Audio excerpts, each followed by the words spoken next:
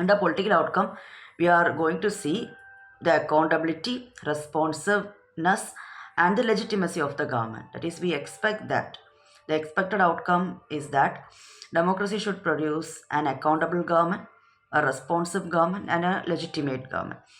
So, under accountability, we will be considering whether a democratic form of government is efficient or effective. एक democratic form of government efficient है या effective है. Under accountability we will be taking these things first. तो यहाँ पे most of the people, some people think that democracy produces less effective government. Democratic government जो है वो इफेक्टिव नहीं है. इफेक्टिव नहीं है मतलब कि कभी कभी आप देख सकते हो किसी भी चीज़ में स्ट्रिक्ट एक्शन नहीं लेते. बहुत सारे रूल्स वगैरह होते हैं लेकिन वो स्ट्रिक्टली इम्प्लीमेंट नहीं करते. तो कभी हमें डाउट होता है कि democratic form of government effective है या नहीं. ये तो इफेक्टिव ही नहीं है, इनइफेक्टिव है, हमें ऐसा लगता है. It is of course true that non democratic rulers do not have to bother about deliberation in assemblies और worry about majorities and public opinion. In non democracies, जहाँ जहाँ पे non democratic form of government है, वहाँ पे rulers को किसी से भी डरने की ज़रूरत नहीं है. कोई भी डिसीजन वो लोग ले सकते हैं, स्ट्रिक्ट भी बन सकते हैं. रूल्स बनाए रखे हैं वो लोग, स्ट्रिक्टली लोगों से करवा सकते हैं क्योंकि उनको किसी से डर नहीं है. लाइक लोकसभा असेंबलीज मतलब कि ये पार्लियामेंट में एंड लेजिस्लेटिव असेंबलीज में डिस्कशन में पार्टिसिपेट करना है या ओपोजिशन क्वेश्चन पूछेंगे, नो कॉन्फिडेंस मोशन आएंगे, उनके गवर्नमेंट गिरेंगे या नहीं गिरेंगे, ये सब चीज़ों में उनको डरने की कोई बात नहीं है क्योंकि वो लोग सेफ है, उनको पावर से निकाल नहीं सकते. So they can be very quick and efficient in decision making and implementation. इसीलिए वो जल्दी डिसीजन ले सकते हैं और उसको इम्प्लीमेंट करने की कोशिश कर सकते हैं. Now the democracy is based on the idea of deliberation and negotiation. Discussion करना, मीटिंग करना और प्रॉब्लम्स को सॉल्व करना, फिर से मीटिंग करना, बाद में एक अच्छे नतीजे में पहुंचाना, ये सब होता है democracy. So some delay is bound to take place. तो जितने बार डिस्कशन होगा, क्योंकि हर लेवल पे डिस्कशन करना चाहिए, छोटे से लेके बड़े लेवल तक डिस्कशन करना चाहिए. तो ये डिस्कशन करते करते करते बहुत सारा टाइम हो सकता है. जैसे कि मिनिस्टर ने डिसीजन लिया, फिर वो डिसीजन दूसरे कमेटी के पास जाएगा, वहाँ पे भी डिस्कशन होगा, फिर वो दूसरे लाइक सिविल सर्वेंट्स वगैरह उसको ड्राफ्ट करना होगा लॉ वगैरह, फिर वो न्यूज़पेपर में आएगा, फिर लोग उसके बारे में मीन्स अपना ओपिनियन शेयर करेंगे तो मीडिया में आएगा. तो ये सब करने के बाद ही फाइनल जो डिसीजन होता है गवर्नमेंट उसमें पहुंचेंगे एंड फिर से सुप्रीम कोर्ट या दूसरे कोर्ट में वो जाएगा, फिर वहाँ से वर्डिक्ट आएगा, फिर से वो डिसीजन को चेंज करना पड़ेगा. तो इतने बहुत सारे डिले हो सकता है, टाइम लग सकते हैं. Let us think in terms of cost. Imagine a government that may take decision very fast. कभी कभी गवर्नमेंट डिसीजन, मान लो डेमोक्रेटिक गवर्नमेंट ने डिसीजन फास्ट लिया या कोई भी गवर्नमेंट ने डिसीजन बहुत जल्दबाजी में लिया, but it may take decision that are not accepted by the people and may therefore face problems. कभी कभी क्या होता है कि लोगों को वो डिसीजन अच्छा नहीं लगा होगा एंड उनको बहुत सारे तकलीफ़ों से गुजरना पड़ेगा. In contrast, democratic government will take more time to follow procedures before arriving at a decision. But because it has followed procedures, its decision may be both more acceptable to the people and more effective. तो हम यहाँ पे effectiveness, democratic form of government effective है या efficient है वो देख रहे हैं. तो यहाँ पे कोई भी गवर्नमेंट, नॉन डेमोक्रेटिक गवर्नमेंट और डेमोक्रेटिक गवर्नमेंट हो, कोई भी हो, मान लो कि एक डिसीजन फास्ट जल्दबाजी में लिया, नॉन डेमोक्रेटिक गवर्नमेंट को डरने की कोई बात नहीं है.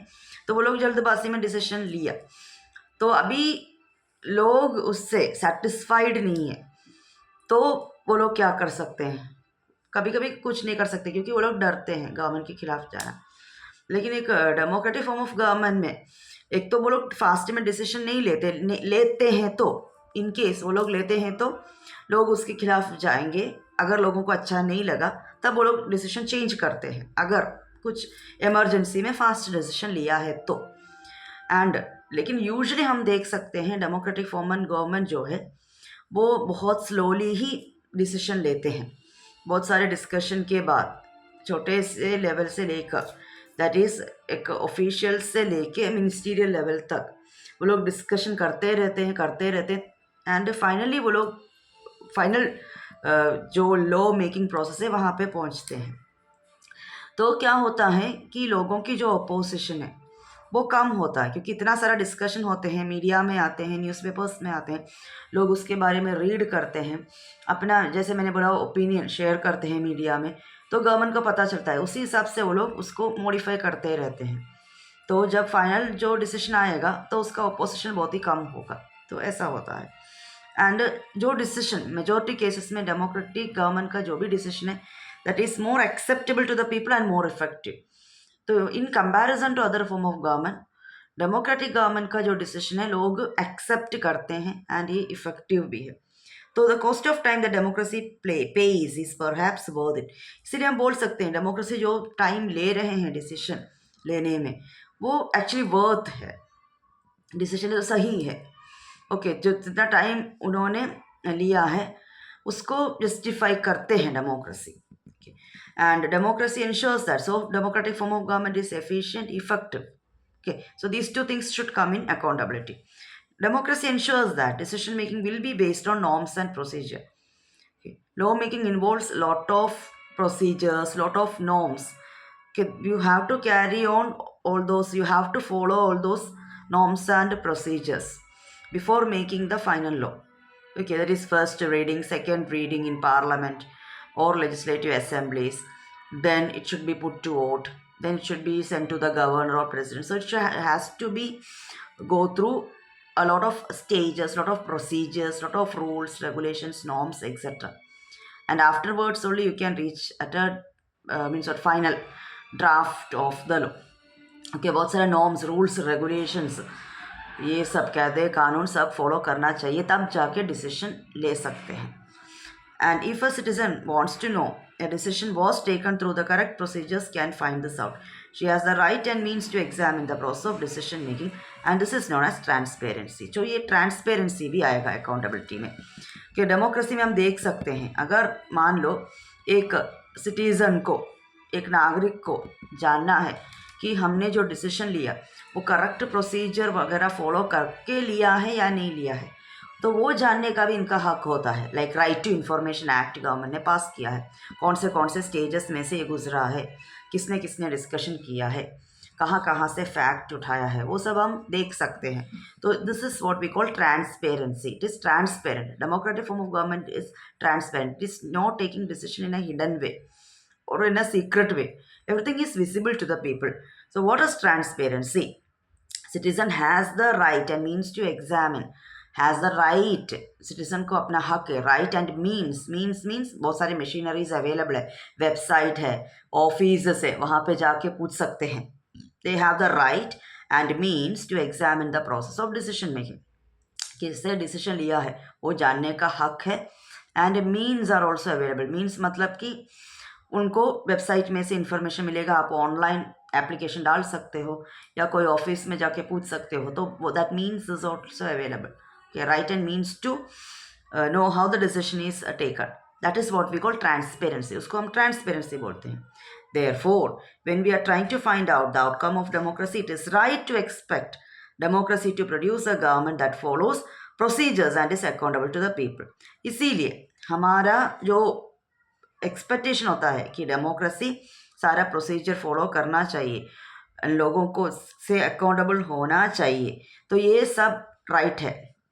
हमारा जो एक्सपेक्टेशन होता है कि ऐसा ऐसा होना चाहिए, अकाउंटेबल होना चाहिए, फिर ट्रांसपेरेंट होना चाहिए, तो ये ऐसा जो हम एक्सपेक्ट करते हैं वो सही तरह का एक्सपेक्टेशन है, क्योंकि इतने सारे रूल्स एंड रेगुलेशंस डेमोक्रेसी में होते ही हैं, तो वो इंश्योर करता है अकाउंटेबिलिटी, इंश्योर करता है transparency. We can also expect that democratic form of government develops mechanism for citizens to hold the government accountable.